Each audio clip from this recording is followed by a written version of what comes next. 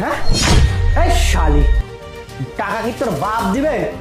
হ্যাঁ আরে এই নয়ন, এই মেয়েটা কোন জায়গায় পাইছিস আর এই মেয়েটাকে তুলে আনছিস কেন?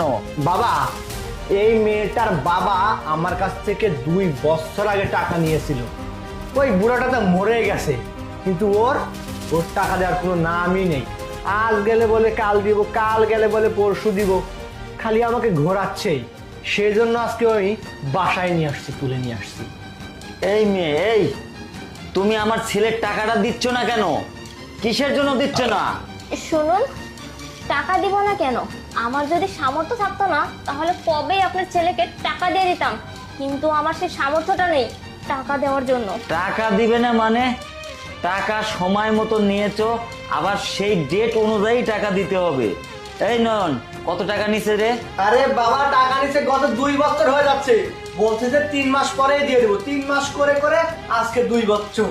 আর বল আজকে গেলে বলে কালকে, কালকে বলে বলে পরশু দিন, এরকম করে আমাকে ঘুরাচ্ছেই শুধুমাত্র। টাকা দেওয়ার কোনো নামই নেই। এই মেয়ে, টাকা নিয়েছো, টাকা দিতে হবে, কিন্তু এভাবে সময় নিচ্ছ কেন? আর তোমার বাবা টাকা নিয়েছে, আরে ওর বাবা যে টাকা নিয়েছিল সে দলিল বা কাগজপাতি কি ঠিক আছে? হ্যাঁ, সব কিছু আছে, দলিলে সিগনেচার করে রাখছি। হ্যাঁ, ডকুমেন্ট তো ঠিকই আছে। তাহলে টাকা নিয়েছো, টাকা তাড়াতাড়ি দাও, টাকা দিচ্ছ না কেন? দেখুন, আমি তো বলেইছি যে টাকা আপনাদেরকে দিয়ে দিব।